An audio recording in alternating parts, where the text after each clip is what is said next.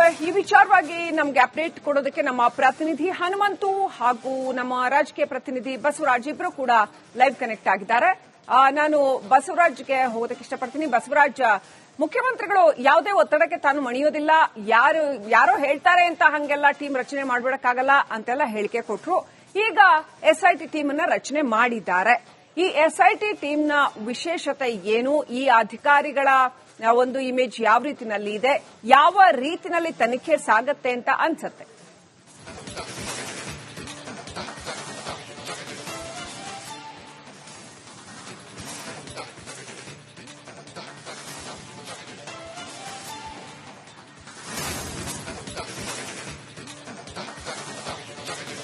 ಖಂಡಿತ ಶ್ರೀಲಕ್ಷ್ಮಿ, ಬಹಳ ರಾಜ್ಯದಲ್ಲಿ ಸದ್ದು ಮಾಡ್ತಾ ಇರ್ತಕ್ಕಂಥದ್ದು, ಅದರಲ್ಲೂ ಕರಾವಳಿ ಭಾಗದಲ್ಲಿ ಈ ಪ್ರಕರಣಗಳೇನಿದಾವೆ ಧರ್ಮಸ್ಥಳದ ಪ್ರಕರಣ ಅಂತಲೇ ಸಾಕಷ್ಟು ಪ್ರಚಾರದಲ್ಲಿರ್ತಕ್ಕಂಥದ್ದು. ರಾಜ್ಯ ಸರ್ಕಾರಕ್ಕೂ ಇದೊಂದು ರೀತಿಯಲ್ಲಿ ತಲೆನೋವಾಗಿತ್ತು. ಯಾಕಂದ್ರೆ ಮೇಲಿಂದ ಮೇಲೆ ಒತ್ತಡಗಳು ಬರ್ತಾ ಇದ್ವು. ಈ ತರದ ಒಂದಷ್ಟು ಪ್ರಕರಣಗಳು ಬೆಳಕಿಗೆ ಬಂದಿರೋ ಹಿನ್ನೆಲೆಯಲ್ಲಿ ರಾಜ್ಯ ಸರ್ಕಾರದ ಮೇಲೆ ಒತ್ತಡ ಹೇರ್ತಾ ಇರ್ತಕ್ಕಂಥದ್ದು, ಒಂದಷ್ಟು ಅಲ್ಲಿಯ ಸಾರ್ವಜನಿಕರು ಒತ್ತಡ ಹೇರ್ತಾ ಇದ್ರು ದಕ್ಷಿಣ ಕನ್ನಡ ಜಿಲ್ಲೆಯಲ್ಲಿ. ಇನ್ನು ಉಳಿದಂತೆ ರಾಜಕೀಯ ಒತ್ತಡಗಳು, ಲಾಯರ್ಗಳ ಒತ್ತಡಗಳು ಕೂಡ ಮೇಲಿಂದ ಮೇಲೆ ಬರ್ತಾ ಇದ್ವು. ಹೀಗಾಗಿ ರಾಜ್ಯ ಸರ್ಕಾರ ಮನೆಯಲ್ಲೇ ಬೇಕಾಯಿತು ಈ ಒಂದು ತನಿಖೆಯನ್ನ ವಹಿಸೋದಕ್ಕೆ. ರಾಜ್ಯ ಸರ್ಕಾರ ಸಿಂಪಲ್ ಆಗಿ ಈ ಒಂದು ಏನೆಲ್ಲ ಆರೋಪಗಳು ಕೇಳಿ ಬರ್ತಾ ಇದಾವಲ್ಲ ಅದಕ್ಕೆ ಮಾತ್ರ ತನಿಖೆಗೆ ಒಂದು ವಹಿಸಿರ್ತಕ್ಕಂಥದ್ದು. ಪರ್ಟಿಕ್ಯುಲರ್ ಆಗಿ ಇಂಥದೇ ಒಂದು ಅಥವಾ ಸೌಜನ್ಯ ಕೇಸ್ ಅನ್ನುವಂಥದ್ದು ಆ ತರದ್ದಲ್ಲ. ಅಲ್ಲಿ ಏನು 164 ಹೇಳಿಕೆಯನ್ನ ಮ್ಯಾಜಿಸ್ಟ್ರೇಟ್ ಮುಂದೆ ಈಗಾಗಲೇ ಒಬ್ಬ ಆರೋಪಿತ ಏನು ಕೊಟ್ಟಿದ್ದಾರೆ, ಆ ಹೇಳಿಕೆ ಆಧಾರದ ಮೇಲೆ ಈಗ ತನಿಖೆ ಆರಂಭ ಆಗ್ತಕ್ಕಂಥದ್ದು. ಹಾಗಾಗಿ ಎಸ್ಐಟಿ ತನಿಖೆಯನ್ನ ಈಗಾಗಲೇ ರಾಜ್ಯ ಸರ್ಕಾರ ನಿಯೋಜನೆ ಮಾಡಿದೆ. ಎಸ್ಐಟಿ ಅಧಿಕಾರಿಗಳು ಏನಿದ್ದಾರೆ IPS ಪ್ರಣವ್ ಮೊಹಂತಿ ಅವರ ನೇತೃತ್ವದಲ್ಲಿ ಇದೆ. ಎಲ್ಲರೂ ಕೂಡ ಸಾಕಷ್ಟು ಶಿಸ್ತುಬದ್ಧ ಆಫೀಸರ್ಗಳು ಮತ್ತು ಅವರು ಕ್ಲೀನ್ ಇಮೇಜ್ ಇರ್ತಕ್ಕಂಥ ಆಫೀಸರ್ಗಳು ಆಗಿರೋ ಕಾರಣಕ್ಕಾಗಿ ಒಂದಷ್ಟು ಅಲ್ಲಿ ಇರ್ತಕ್ಕಂಥ ಸ್ಥಳೀಯರ ಅನುಮಾನಗಳಿರಬಹುದು, ಈಗ 164 ಹೇಳಿಕೆ ಇರಬಹುದು, ಜೊತೆಗೆ ರಾಜಕೀಯ ಆರೋಪಗಳ ಏನೇ ಇದ್ರೂ ಕೂಡ ಅವುಗಳನ್ನೆಲ್ಲವನ್ನೂ ಕೂಡ ಒಳಗೊಂಡಂತೆ ಅಲ್ಲಿಯ ಸ್ಥಳೀಯವಾಗಿ ಈಗ ನಡೆದಿರ್ತಕ್ಕಂಥ ಘಟನೆಗಳೇನಿದಾವೆ ಅವುಗಳನ್ನು ಆಧರಿಸಿದಂತೆ, ಯಾಕಂದ್ರೆ ಸುಮಾರು 40 ವರ್ಷದ ಹಿಂದಿನ ಘಟನೆಗಳಿಂದನೂ ಇರತಕ್ಕಂಥ ಒಂದಷ್ಟು ಆರೋಪಗಳಿರೋ ಕಾರಣಕ್ಕಾಗಿ ಎಲ್ಲವನ್ನು ಕೂಡ ಒಳಗೊಂಡಂತೆ ಸಂಪೂರ್ಣವಾಗಿ ತನಿಖೆ ಆಗಬೇಕನ್ನುವಂಥದ್ದು.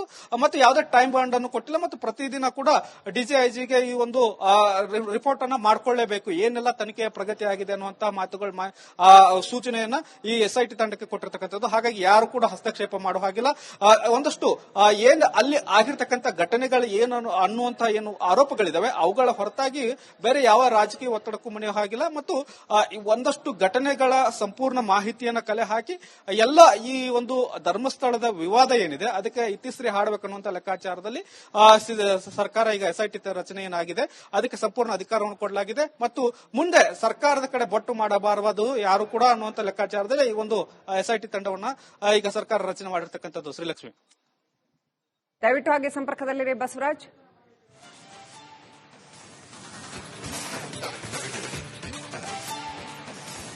ರೈಟ್. ಈ ವಿಚಾರವಾಗಿ ನಮ್ಗೆ ಅಪ್ಡೇಟ್ ಕೊಡೋದಕ್ಕೆ ನಮ್ಮ ಪ್ರತಿನಿಧಿ ಹನುಮಂತು ಹಾಗೂ ನಮ್ಮ ರಾಜಕೀಯ ಪ್ರತಿನಿಧಿ ಬಸವರಾಜ್ ಇಬ್ರು ಕೂಡ ಲೈವ್ ಕನೆಕ್ಟ್ ಆಗಿದ್ದಾರೆ.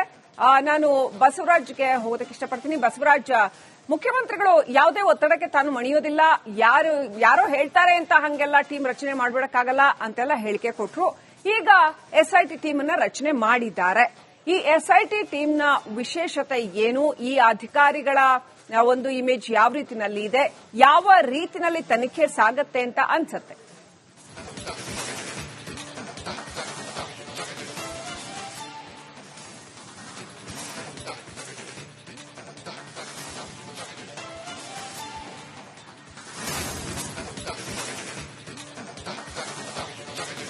ಖಂಡಿತ ಶ್ರೀಲಕ್ಷ್ಮಿ, ಬಹಳ ರಾಜ್ಯದಲ್ಲಿ ಸದ್ದು ಮಾಡ್ತಾ ಇರ್ತಕ್ಕಂಥದ್ದು, ಅದರಲ್ಲೂ ಕರಾವಳಿ ಭಾಗದಲ್ಲಿ ಈ ಪ್ರಕರಣಗಳೇನಿದಾವೆ ಧರ್ಮಸ್ಥಳದ ಪ್ರಕರಣ ಅಂತಲೇ ಸಾಕಷ್ಟು ಪ್ರಚಾರದಲ್ಲಿರ್ತಕ್ಕಂಥದ್ದು. ರಾಜ್ಯ ಸರ್ಕಾರಕ್ಕೂ ಇದೊಂದು ರೀತಿಯಲ್ಲಿ ತಲೆನೋವಾಗಿತ್ತು. ಯಾಕಂದ್ರೆ ಮೇಲಿಂದ ಮೇಲೆ ಒತ್ತಡಗಳು ಬರ್ತಾ ಇದ್ವು. ಈ ತರದ ಒಂದಷ್ಟು ಪ್ರಕರಣಗಳು ಬೆಳಕಿಗೆ ಬಂದಿರೋ ಹಿನ್ನೆಲೆಯಲ್ಲಿ ರಾಜ್ಯ ಸರ್ಕಾರದ ಮೇಲೆ ಒತ್ತಡ ಹೇರ್ತಾ ಇರ್ತಕ್ಕಂಥದ್ದು, ಒಂದಷ್ಟು ಅಲ್ಲಿಯ ಸಾರ್ವಜನಿಕರು ಒತ್ತಡ ಹೇರ್ತಾ ಇದ್ರು ದಕ್ಷಿಣ ಕನ್ನಡ ಜಿಲ್ಲೆಯಲ್ಲಿ.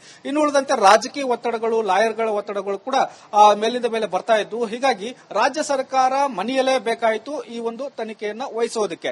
ರಾಜ್ಯ ಸರ್ಕಾರ ಸಿಂಪಲ್ ಆಗಿ ಈ ಒಂದು ಏನೆಲ್ಲ ಆರೋಪಗಳು ಕೇಳಿ ಬರ್ತಾ ಇದಾವಲ್ಲ ಅದಕ್ಕೆ ಮಾತ್ರ ತನಿಖೆಗೆ ಒಂದು ವಹಿಸಿರ್ತಕ್ಕಂಥದ್ದು. ಪರ್ಟಿಕ್ಯುಲರ್ ಆಗಿ ಇಂಥದೇ ಒಂದು ಅಥವಾ ಸೌಜನ್ಯ ಕೇಸ್ ಅನ್ನುವಂಥದ್ದು ಆ ತರದ್ದಲ್ಲ. ಅಲ್ಲಿ ಏನು 164 ಹೇಳಿಕೆಯನ್ನ ಮ್ಯಾಜಿಸ್ಟ್ರೇಟ್ ಮುಂದೆ ಈಗಾಗಲೇ ಒಬ್ಬ ಆರೋಪಿತ ಏನು ಕೊಟ್ಟಿದ್ದಾರೆ, ಆ ಹೇಳಿಕೆ ಆಧಾರದ ಮೇಲೆ ಈಗ ತನಿಖೆ ಆರಂಭ ಆಗ್ತಕ್ಕಂಥದ್ದು. ಹಾಗಾಗಿ ಎಸ್ಐಟಿ ತನಿಖೆಯನ್ನ ಈಗಾಗಲೇ ರಾಜ್ಯ ಸರ್ಕಾರ ನಿಯೋಜನೆ ಮಾಡಿದೆ.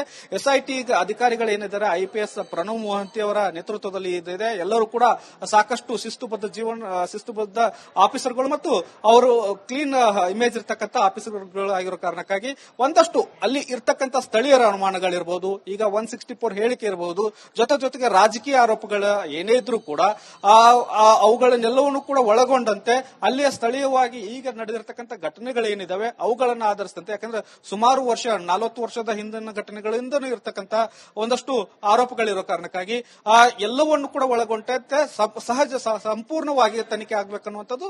ಮತ್ತು ಯಾವುದೇ ಟೈಮ್ ಬಾಂಡ್ ಅನ್ನು ಕೊಟ್ಟಿಲ್ಲ ಮತ್ತು ಪ್ರತಿದಿನ ಕೂಡ DGIGಗೆ ಈ ಒಂದು ರಿಪೋರ್ಟ್ ಅನ್ನ ಮಾಡ್ಕೊಳ್ಳೇಬೇಕು, ಏನೆಲ್ಲ ತನಿಖೆಯ ಪ್ರಗತಿ ಆಗಿದೆ ಅನ್ನುವಂತಹ ಮಾತುಗಳ ಸೂಚನೆಯನ್ನ ಈ SIT ತಂಡಕ್ಕೆ ಕೊಟ್ಟಿರ್ತಕ್ಕಂಥದ್ದು. ಹಾಗಾಗಿ ಯಾರು ಕೂಡ ಹಸ್ತಕ್ಷೇಪ ಮಾಡುವ ಹಾಗಿಲ್ಲ.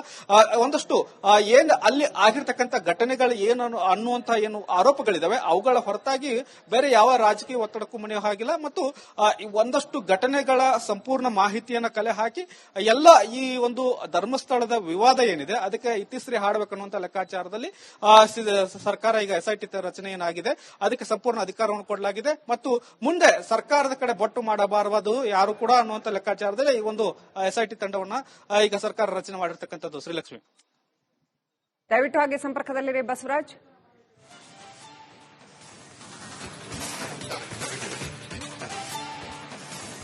ರೈಟ್, ಈ ವಿಚಾರವಾಗಿ ನಮ್ಗೆ ಅಪ್ಡೇಟ್ ಕೊಡೋದಕ್ಕೆ ನಮ್ಮ ಪ್ರತಿನಿಧಿ ಹನುಮಂತು ಹಾಗೂ ನಮ್ಮ ರಾಜಕೀಯ ಪ್ರತಿನಿಧಿ ಬಸವರಾಜ್ ಇಬ್ರು ಕೂಡ ಲೈವ್ ಕನೆಕ್ಟ್ ಆಗಿದ್ದಾರೆ.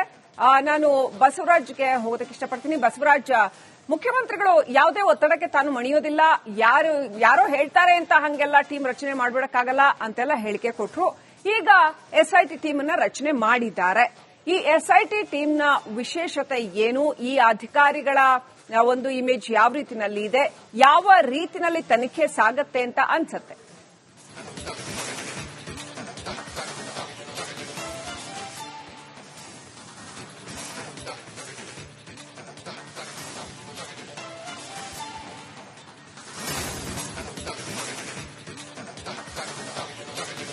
ಖಂಡಿತ ಶ್ರೀಲಕ್ಷ್ಮಿ, ಬಹಳ ರಾಜ್ಯದಲ್ಲಿ ಸದ್ದು ಮಾಡ್ತಾ ಇರ್ತಕ್ಕಂಥದ್ದು. ಅದರಲ್ಲೂ ಕರಾವಳಿ ಭಾಗದಲ್ಲಿ ಈ ಪ್ರಕರಣಗಳೇನಿದಾವೆ ಧರ್ಮಸ್ಥಳದ ಪ್ರಕರಣ ಅಂತಲೇ ಸಾಕಷ್ಟು ಪ್ರಚಾರದಲ್ಲಿರ್ತಕ್ಕಂಥದ್ದು. ರಾಜ್ಯ ಸರ್ಕಾರಕ್ಕೂ ಇದೊಂದು ರೀತಿಯಲ್ಲಿ ತಲೆನೋವಾಗಿತ್ತು. ಯಾಕಂದ್ರೆ ಮೇಲಿಂದ ಮೇಲೆ ಒತ್ತಡಗಳು ಬರ್ತಾ ಇದ್ವು. ಈ ತರದ ಒಂದಷ್ಟು ಪ್ರಕರಣಗಳು ಬೆಳಕಿಗೆ ಬಂದಿರೋ ಹಿನ್ನೆಲೆಯಲ್ಲಿ ರಾಜ್ಯ ಸರ್ಕಾರದ ಮೇಲೆ ಒತ್ತಡ ಹೇರ್ತಾ ಇರ್ತಕ್ಕಂಥದ್ದು. ಒಂದಷ್ಟು ಅಲ್ಲಿಯ ಸಾರ್ವಜನಿಕರು ಒತ್ತಡ ಹೇರ್ತಾ ಇದ್ರು ದಕ್ಷಿಣ ಕನ್ನಡ ಜಿಲ್ಲೆಯಲ್ಲಿ. ಇನ್ನು ಉಳಿದಂತೆ ರಾಜಕೀಯ ಒತ್ತಡಗಳು, ಲಾಯರ್ಗಳ ಒತ್ತಡಗಳು ಕೂಡ ಮೇಲಿಂದ ಮೇಲೆ ಬರ್ತಾ ಇದ್ವು. ಹೀಗಾಗಿ ರಾಜ್ಯ ಸರ್ಕಾರ ಮನೆಯಲೇಬೇಕಾಯಿತು ಈ ಒಂದು ತನಿಖೆಯನ್ನ ವಹಿಸೋದಕ್ಕೆ. ರಾಜ್ಯ ಸರ್ಕಾರ ಸಿಂಪಲ್ ಆಗಿ ಈ ಒಂದು ಏನೆಲ್ಲ ಆರೋಪಗಳು ಕೇಳಿ ಬರ್ತಾ ಇದಾವಲ್ಲ ಅದಕ್ಕೆ ಮಾತ್ರ ತನಿಖೆಗೆ ಒಂದು ವಹಿಸಿರ್ತಕ್ಕಂಥದ್ದು. ಪರ್ಟಿಕ್ಯುಲರ್ ಆಗಿ ಇಂಥದೇ ಒಂದು ಅಥವಾ ಸೌಜನ್ಯ ಕೇಸ್ ಅನ್ನುವಂಥದ್ದು ಆ ತರದ್ದಲ್ಲ. ಅಲ್ಲಿ ಏನು 164 ಹೇಳಿಕೆಯನ್ನ ಮ್ಯಾಜಿಸ್ಟ್ರೇಟ್ ಮುಂದೆ ಈಗಾಗಲೇ ಒಬ್ಬ ಆರೋಪಿತ ಏನು ಕೊಟ್ಟಿದ್ದಾರೆ, ಆ ಹೇಳಿಕೆ ಆಧಾರದ ಮೇಲೆ ಈಗ ತನಿಖೆ ಆರಂಭ ಆಗ್ತಕ್ಕಂಥದ್ದು. ಹಾಗಾಗಿ SIT ತನಿಖೆಯನ್ನ ಈಗಾಗಲೇ ರಾಜ್ಯ ಸರ್ಕಾರ ನಿಯೋಜನೆ ಮಾಡಿದೆ. SIT ಅಧಿಕಾರಿಗಳು ಏನಿದ್ದಾರೆ IPS ಪ್ರಣವ್ ಮೊಹಂತಿ ಅವರ ನೇತೃತ್ವದಲ್ಲಿ ಇದೆ. ಎಲ್ಲರೂ ಕೂಡ ಸಾಕಷ್ಟು ಶಿಸ್ತುಬದ್ಧ ಆಫೀಸರ್ಗಳು ಮತ್ತು ಅವರು ಕ್ಲೀನ್ ಇಮೇಜ್ ಇರ್ತಕ್ಕಂಥ ಆಫೀಸರ್ಗಳು ಆಗಿರೋ ಕಾರಣಕ್ಕಾಗಿ ಒಂದಷ್ಟು ಅಲ್ಲಿ ಇರ್ತಕ್ಕಂಥ ಸ್ಥಳೀಯರ ಅನುಮಾನಗಳಿರಬಹುದು, ಈಗ 164 ಹೇಳಿಕೆ ಇರಬಹುದು, ಜೊತೆಗೆ ರಾಜಕೀಯ ಆರೋಪಗಳ ಏನೇ ಇದ್ರೂ ಕೂಡ ಅವುಗಳನ್ನೆಲ್ಲವನ್ನೂ ಕೂಡ ಒಳಗೊಂಡಂತೆ ಅಲ್ಲಿಯ ಸ್ಥಳೀಯವಾಗಿ ಈಗ ನಡೆದಿರ್ತಕ್ಕಂಥ ಘಟನೆಗಳೇನಿದಾವೆ ಅವುಗಳನ್ನ ಆಧರಿಸಿದಂತೆ, ಯಾಕಂದ್ರೆ ಸುಮಾರು 40 ವರ್ಷದ ಹಿಂದಿನ ಘಟನೆಗಳಿಂದನೂ ಇರತಕ್ಕಂಥ ಒಂದಷ್ಟು ಆರೋಪಗಳಿರೋ ಕಾರಣಕ್ಕಾಗಿ ಎಲ್ಲವನ್ನು ಕೂಡ ಒಳಗೊಂಡಂತೆ ಸಂಪೂರ್ಣವಾಗಿ ತನಿಖೆ ಆಗ್ಬೇಕನ್ನುವಂಥದ್ದು. ಮತ್ತು ಯಾವುದೇ ಟೈಮ್ ಬಾಂಡ್ ಅನ್ನು ಕೊಟ್ಟಿಲ್ಲ ಮತ್ತು ಪ್ರತಿದಿನ ಕೂಡ DGIGಗೆ ಈ ಒಂದು ರಿಪೋರ್ಟ್ ಅನ್ನ ಮಾಡ್ಕೊಳ್ಳೇಬೇಕು, ಏನೆಲ್ಲ ತನಿಖೆಯ ಪ್ರಗತಿ ಆಗಿದೆ ಅನ್ನುವಂತಹ ಮಾತುಗಳ ಸೂಚನೆಯನ್ನ ಈ SIT ತಂಡಕ್ಕೆ ಕೊಟ್ಟಿರ್ತಕ್ಕಂಥದ್ದು. ಹಾಗಾಗಿ ಯಾರು ಕೂಡ ಹಸ್ತಕ್ಷೇಪ ಮಾಡುವ ಹಾಗಿಲ್ಲ. ಒಂದಷ್ಟು ಏನ್ ಅಲ್ಲಿ ಆಗಿರ್ತಕ್ಕಂಥ ಘಟನೆಗಳು ಏನು ಅನ್ನುವಂತಹ ಏನು ಆರೋಪಗಳಿದಾವೆ ಅವುಗಳ ಹೊರತಾಗಿ ಬೇರೆ ಯಾವ ರಾಜಕೀಯ ಒತ್ತಡಕ್ಕೂ ಮನೆಯೋ ಹಾಗಿಲ್ಲ. ಮತ್ತು ಒಂದಷ್ಟು ಘಟನೆಗಳ ಸಂಪೂರ್ಣ ಮಾಹಿತಿಯನ್ನ ಕಲೆ ಹಾಕಿ ಎಲ್ಲ ಈ ಒಂದು ಧರ್ಮಸ್ಥಳದ ವಿವಾದ ಏನಿದೆ ಅದಕ್ಕೆ ಇತಿಶ್ರೀ ಹಾಡಬೇಕನ್ನುವಂತ ಲೆಕ್ಕಾಚಾರದಲ್ಲಿ ಸರ್ಕಾರ ಈಗ ಎಸ್ಐಟಿ ರಚನೆಯನ್ನಾಗಿದೆ. ಅದಕ್ಕೆ ಸಂಪೂರ್ಣ ಅಧಿಕಾರವನ್ನು ಕೊಡಲಾಗಿದೆ ಮತ್ತು ಮುಂದೆ ಸರ್ಕಾರದ ಕಡೆ ಬೊಟ್ಟು ಮಾಡಬಾರದು ಯಾರು ಕೂಡ ಅನ್ನುವಂತ ಲೆಕ್ಕಾಚಾರದಲ್ಲಿ ಈ ಒಂದು ಎಸ್ಐಟಿ ತಂಡವನ್ನ ಈಗ ಸರ್ಕಾರ ರಚನೆ ಮಾಡಿರ್ತಕ್ಕಂಥದ್ದು. ಶ್ರೀಲಕ್ಷ್ಮಿ, ದಯವಿಟ್ಟು ಹಾಗೆ ಸಂಪರ್ಕದಲ್ಲಿರಿ ಬಸವರಾಜ್.